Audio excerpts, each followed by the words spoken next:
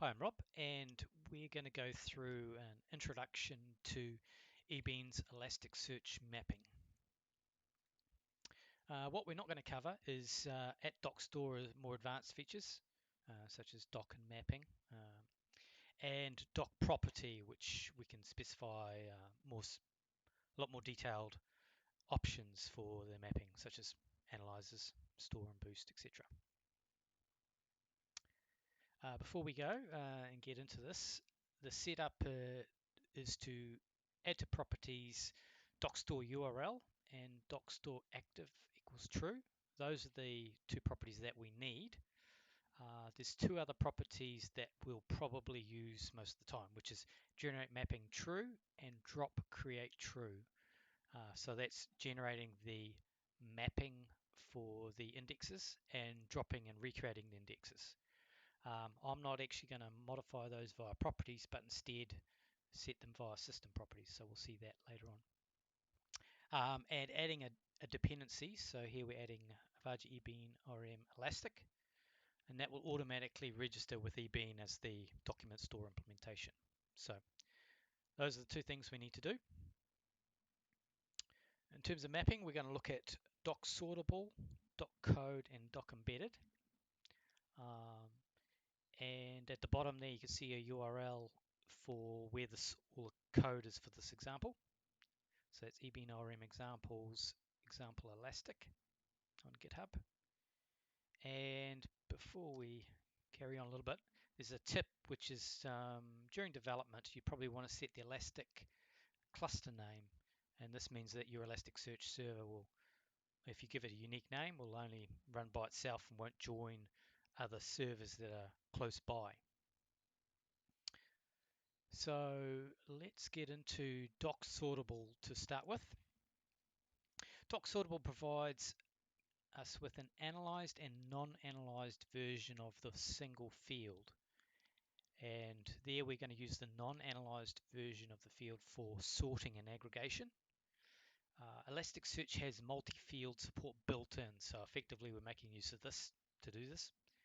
And some examples of things like customer name and product name. So these are string fields that we want analyzed for the purposes of searching, and we want them non-analyzed for the purpose of sorting or aggregation.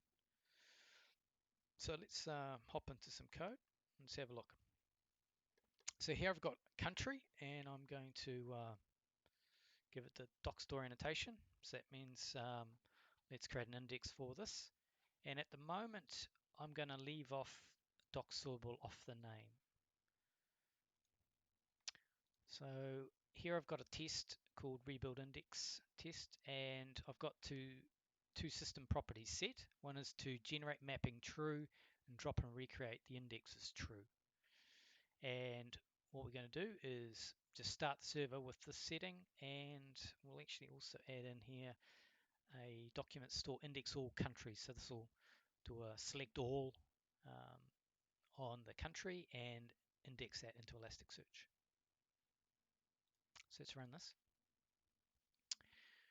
and have a look. So first of all, we see that this is going to drop and recreate the indexes. So here we're deleting an index, and then we're putting the mapping for an index, so effectively creating the index. So this is for country V1, and there's the mappings of properties name. So the code is an ID, so that's not here. And by default, this means then it's analyzed. There's no not analyzed option here. The other thing you'll notice is that this index is actually called country V1. So the idea is that in terms of best practice, we create an alias, which is what we're doing here, for country to be country V1. So that means that we can version in our indexes in a way a bit like DB migrations.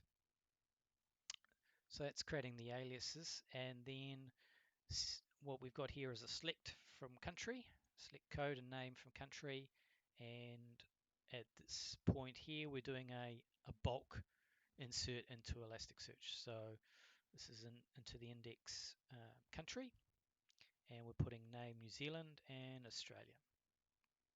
and that's it. So at that point, we can actually query the country. So we're going to do a find all, basically, against the countries using the doc store true, order by name. So let's run that. Now, at this point, we've got two countries back, Australia and New Zealand, and that looks correct because it's kind of Australia starts with A, New Zealand starts with N. So that looks correct, but unfortunately it's not. So let's have a closer look at this. In terms of our query, we've got our sort here by name, and name is an analyzed field. So if we actually go and look at the response and scroll across here, we'll see country Australia, and in here we see a sort which is showing us Australia lowercase. So that seems reasonable, but when we go to New Zealand, we'll see that actually sort is by new. So what's happened here is we're sorting by an analyzed field, which is usually it's analyzed and it's passed through tokenizers, etc. So in this case, lowercase New Zealand and then tokenized, so it becomes new and Zealand, and so we end up having a sort by new. So we've kind of got the right result, but for the wrong reasons. It's not actually working, wouldn't work in more complex cases where the words get analyzed differently. So let's go back to our country and put doc sortable here. So from our slide, we said now with doc sortable, we get an analyzed and a non-analyzed version of this country name. So let's rebuild. So here we're going to drop and recreate the index. And if we look at the mapping for country name, we see string, but we also see the fields, which is giving us ElasticSearch multi-field setup here. So we've specified another field called raw, and this is index non-analyzed, not analyzed. And then we've populated the index again. So we dropped it, changed the mapping, repopulated the index. So if we run our country test query again,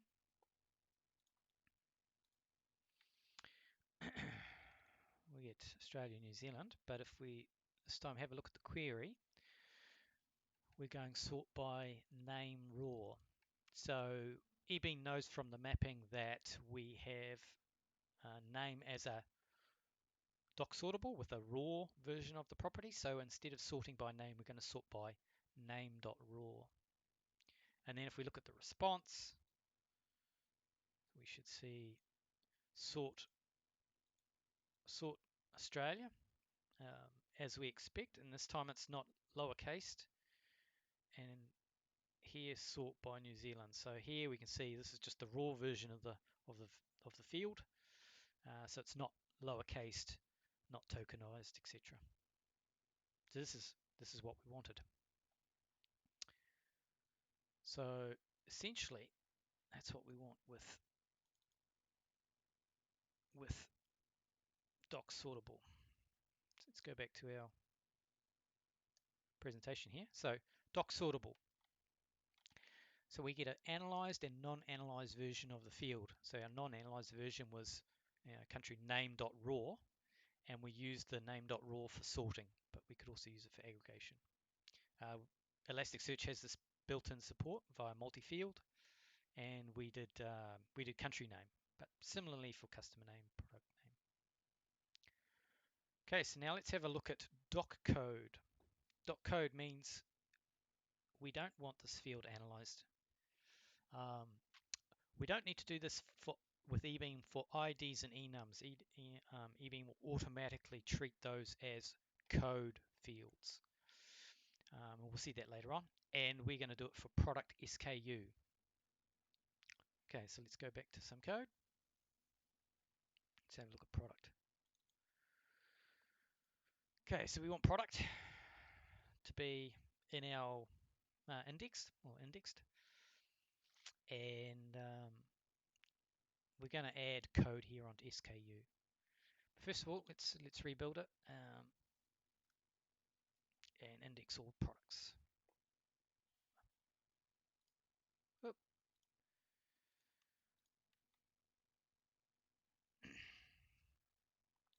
So we've got these two mappings here now. I'm just going to point out that these mappings are also generated by default into source main resources, Elastic Mapping, and so now we have two. So if we looked at the mapping here, we would see the same mapping as we see here.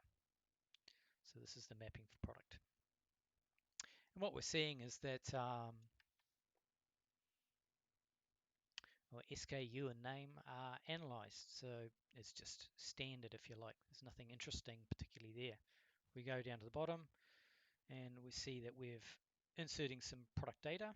So we're inserting some SKU C001 is chair, and DSK1 is a desk, and C002 is computer, for example. Okay, so let's run a query and see what we have. Now I've got a query here that will highlight the problem with this. So let's run. We're doing a search for product where SKU equals C002. So we should find our computer product, but instead we find null. And the reason why is because SKU is analyzed and our equals to doesn't work with the analyzed field. So if we actually went, in this case, based on the data, I know that this the analyzer will convert C002 into a lowercase, and so we would find it. But that's not what we really want. What we really want is to go and make this as doc code. So let's put doc code on there, and let's make product name sortable as well. Rebuild the index.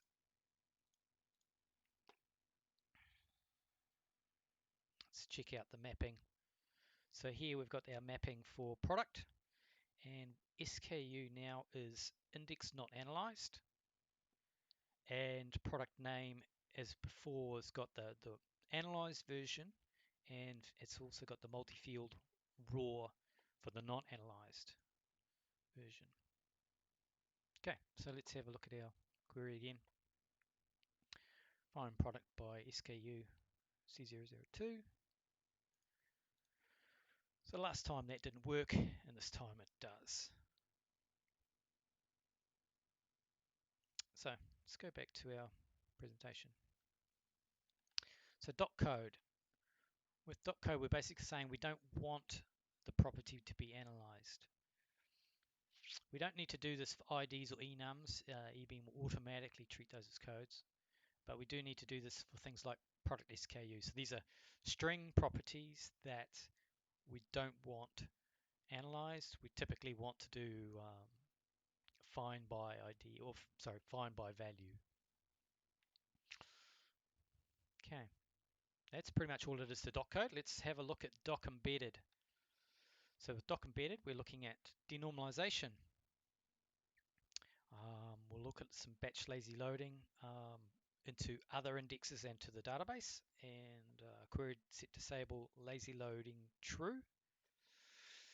And we'll also look at some nested doc embedded. Let's have a look at that. So let's start off with contact. So let's add contact to have an index for contact. And what we're going to do is embed,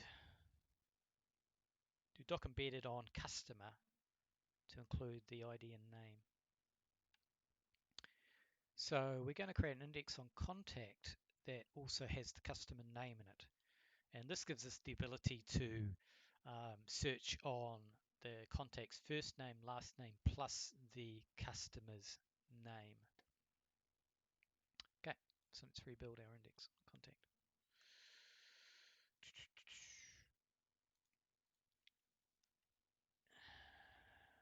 So now we have three. So if we go to our elastic mapping, we have contact here as well. So let's have a look at this way.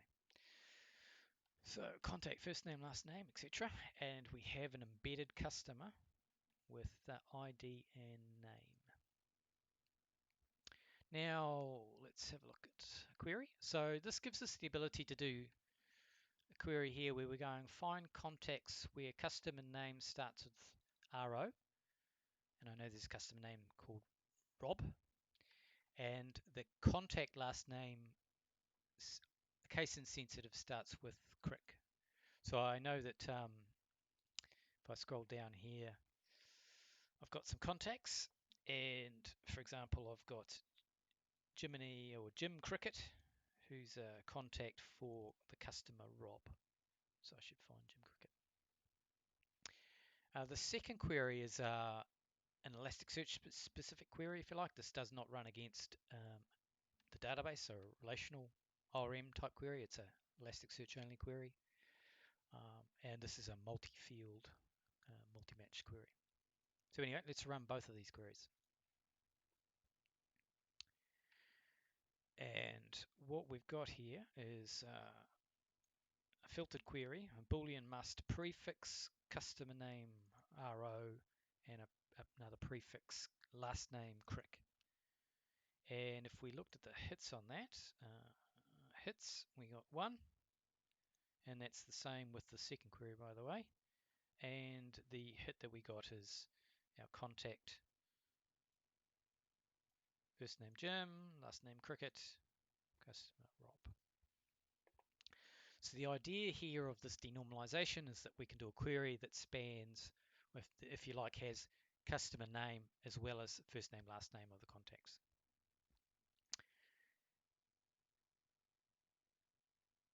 That's pretty much it. This does give us the Elasticsearch specific capabilities here as well. Let's not worry about talking about that too much. Okay, let's have a look at some more denormalization. So let's have a look at customer.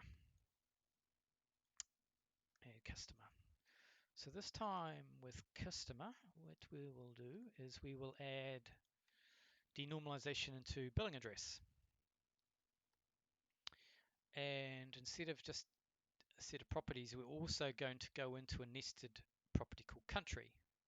So billing address is country, country also has properties. So that's a second level of nesting. We won't do that for shipping address because I want to show you some lazy loading against that. And similarly, we could do it against contacts, which would sort of duplicate up, but I want you to show some lazy loading for contacts as well. So let's get into our customer test. So here we're doing a query against customers with billing address ID is not null. So we're just going to pull back some customers, and I'm going to run this with debug. I've got a breakpoint here. So we'll just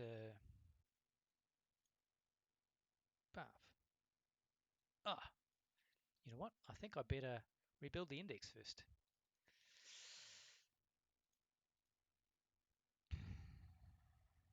That looks probably a bit better. Now let's go back to customer.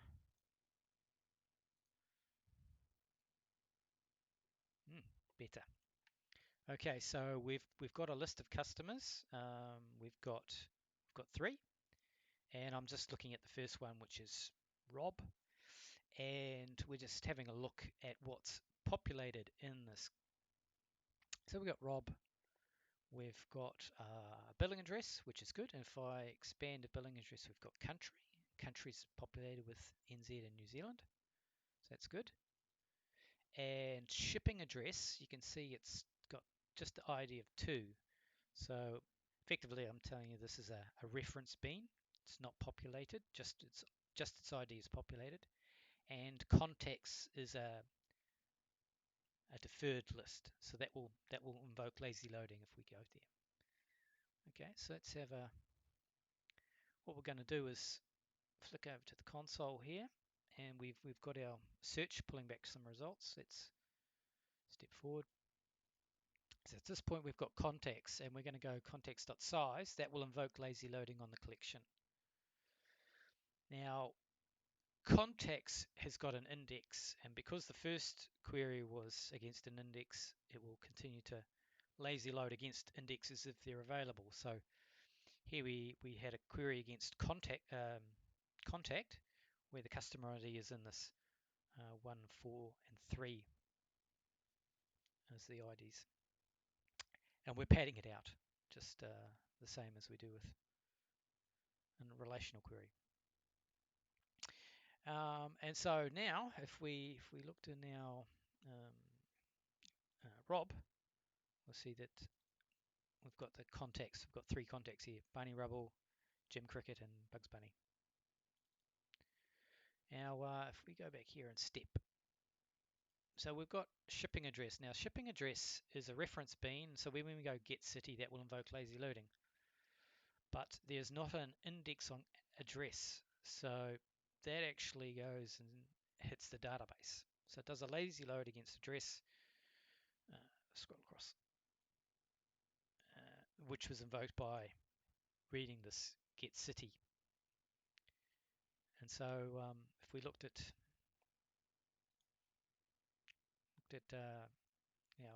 Rob again, we can see shipping address is now populated, Banana Street. So the purpose of showing this is that we can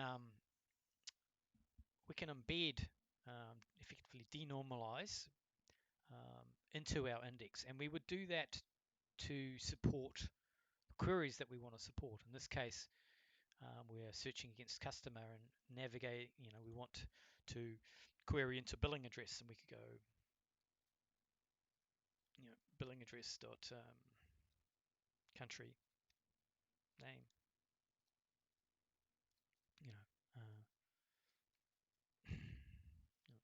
something like that. And because we've embedded billing address country into the customer index, we can do this predicate. However, we can also do lazy loading beyond the first query, and that's what we were doing here. And this is batch lazy loading. So this is using the load context that an ORM we use for normal ORM queries, so batch lazy loading. So here we weren't embedding contacts into customer, but we effectively can get it via lazy loading, much like ORM, exactly the same as ORM in fact. Now sometimes we might not want to do that. So if we use set disable lazy loading true, that will just not set up a load context. There'll be no lazy loading invoked.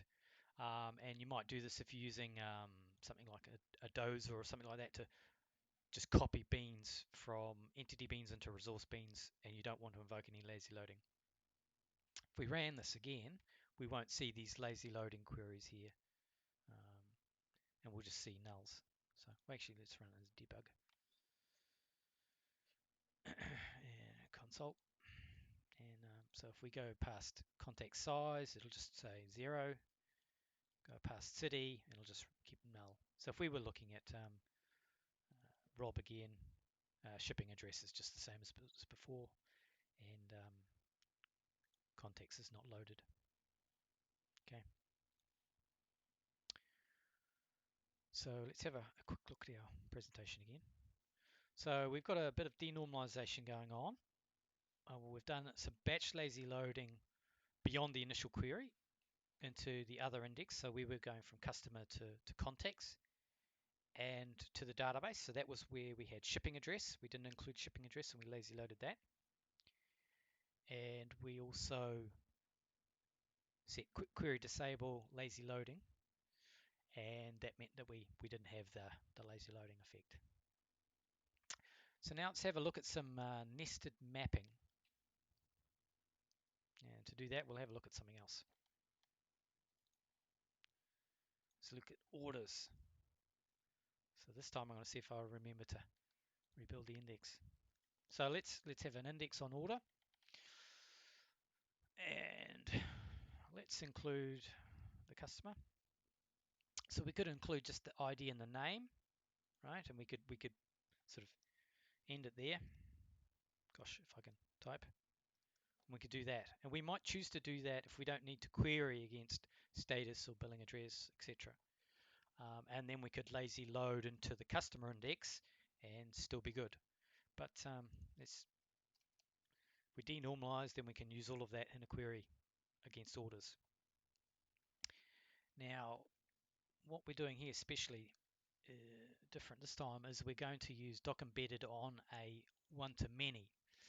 So this is order details, and this is going to give a special mapping, which is a nested mapping.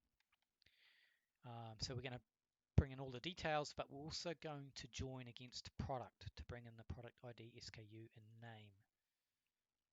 Okay, so let's rebuild our indexes. Okay, so I guess we look at it this way. We're looking for order, and here it is. So we've got a mapping for order. Status is an enum, so it's not analyzed, and we've got order date, ship date, customer, which is nested. Status not analyzed. Billing address and country. So we've got that sort of nesting going on. And then we've got details, and details is of type nested, and that means specifically more specifically that we can do predicates against multiple of these properties, and they relate to the same, if you like, entry in the JSON, or row, if you like to use the word row, but line in the same JSON document. So we can go, yeah, that'll do. And then we've also got nested product with ID, SKU, and name. And SKU and name are SKU is not analyzed, and name we've got that raw option for the doc sortable. Okay. If we look down here, we'll find some orders going into the database at the end here. Let's not worry about that. Okay, let's do some order queries. All right. So here we've got a query, and just as well I included the billing address because that's part of my query. So find orders where the customer's address city is case insensitive equal to Auckland, and that they've ordered SKU C002, which is our computer product. So we'll find that list. Let's run that.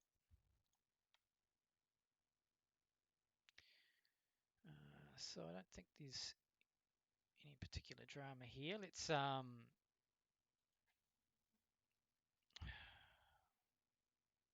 bring this up in another form. So I'm going to bring up Postman. Yes, I got it. Postman. Good. Let's knock that out. Good. So this is the query, and it's got the special nested path in here because details is nested. So if we have a look at this query, Boolean must, let's do that, match nested. Well, that's actually probably good enough. So what we've got is we've got a Boolean must surrounding two, if you like, expressions. Match against customer billing address city Auckland, and another one which is this nested path details. Nested path details filter around the term details product SKU. So the point of the nested mapping is that it does add some extra complications, and Ebean's dealing with that for us, which is good. So we're finding people who have a billing address in Auckland and who ordered computers. So we should find that. In fact, how many hits have we got here? Total of 2 hits.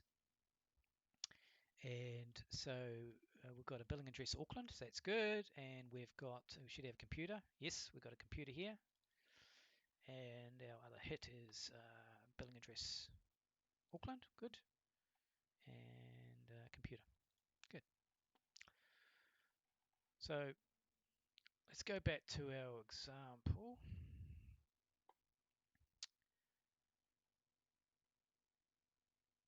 I'm going to fire this example first here. So let's run another example. So this time we're doing a nested filter. So custom status is new, and then we've got two details. So we've got details order quantity greater than 4, unit price greater than 3, use stock store. Run that. And so I've got a query. Let's just take that out and put that into Postman again. Knock that out, chuck that in. Okay, so we've got our term customer status new, and that's good. And then we've got our nested path filter, which has got a Boolean must. Got a range. So what Ebean's doing is detecting that these two expressions, if you like, are in the same nested path, which is details. It's bringing those into this nested path expression, and if you like, merging that. So it's actually restructuring the query a little bit to make this work by detecting common nested paths, putting them together,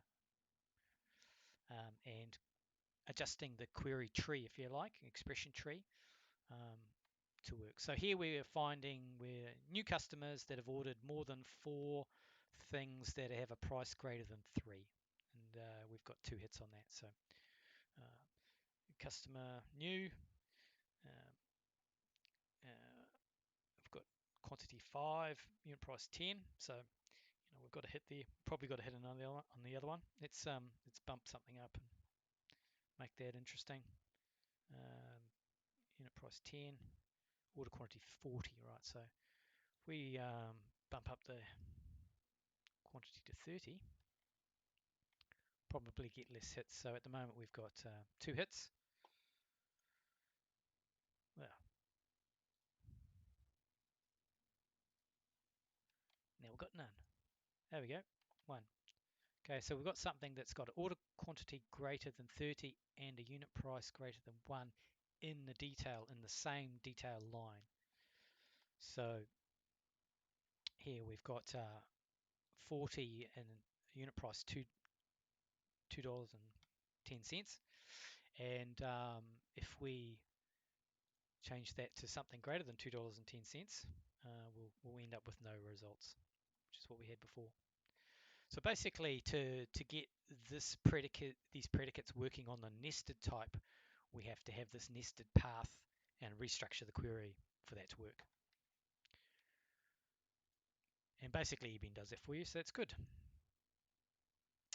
Now, the other thing I wanted to show with this was going back to this original query here. So we're doing customer billing address city is equal to Auckland, details product SKU is equal to C002. Now what I wanted to do was to, if you're familiar with Ebean's normal query mechanism, if we were doing this as a relational query, so we knock that off. These would be the, if you like, the eager fetching, or the fetch paths that we would fetch to do the same, pull back the same document. So if we looked at the mapping that we had for doc embedded, we had doc embedded ID name status, which is find customer ID name status, customer billing address, all the properties, all those properties of billing address, and then also nested countries. So customer.billingaddress.country, everything. And similarly with details, we've got star and nested products. So we've got details, products, details everything, details products, ID, SKU, name. So this is the relational version of that query. And if we were to run this,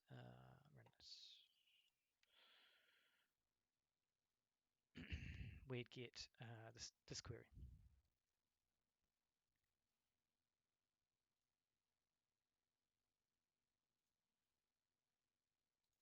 And in fact, it's the square here.